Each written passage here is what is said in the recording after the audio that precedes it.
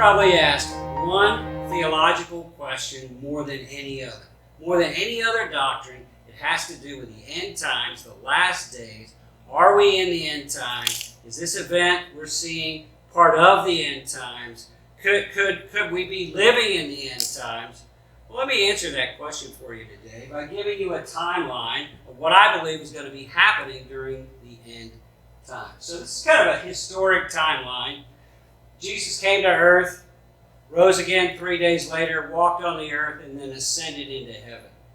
A week later, on the day of Pentecost, the church was born in Jerusalem, and we've been living in a prophetic time period called the church age ever since, the age of the Holy Spirit in God's people on planet Earth. Well, that's going to end at the next prophetic event, the big prophetic event, which is the rapture. This whole season is the end times, but really it all kicks off big time with the rapture. Jesus comes to gather his church up to be with him in heaven, while on earth there's 7 years of awful, terrible suffering, especially the last 3.5 called the Tribulation. Well, that ends when Jesus comes again and sets up his millennial kingdom on the earth, and that's 1,000-year rule and reign of Jesus on planet Earth. And then that leads to the new heaven and the new earth. That's a big picture. Let me give you a few details. I think the last days started in 1948 when Israel became a nation, because so much of what's happening in the end times has to do with Israel being a nation in the promised land. So that happened in 1948. I believe the end times began the day Israel became a nation. The rapture, as I mentioned, Jesus coming to gather his church at the end of the church age, and then the tribulation. And the tribulation has two periods, really. The tribulation, which is terrible, the Holy Spirit's been taken out of the planet. God's beginning to pour out his judgment upon the earth.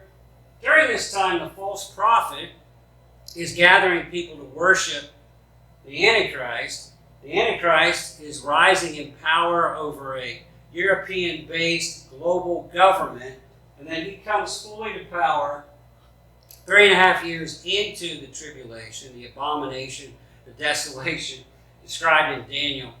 And then we have the Great Tribulation, where persecution will be unlimited, suffering will be unlimited.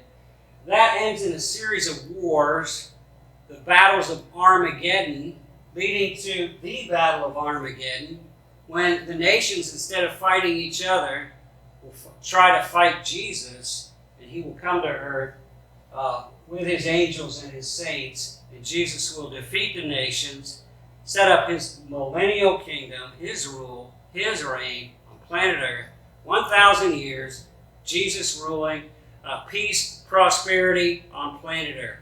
Satan will be bound during those 1,000 years. During this time of the tribulation, somewhere the saints are going to be judged, whether it's an individual or all of us at the same time. It's called the beam of judgment seat of Christ, where we will be rewarded for what we've done. And I believe one of the rewards is we'll get to participate in the wedding supper as the bride of Christ. And I believe that wedding supper is going to last 1,000 years. You see, for an average man, the wedding of his son could last a day to a week. For a rich man, it could last as much as 2 weeks. For a king, it might last a month. But for the King of Kings, the wedding supper is going to last, I think, 1,000 years.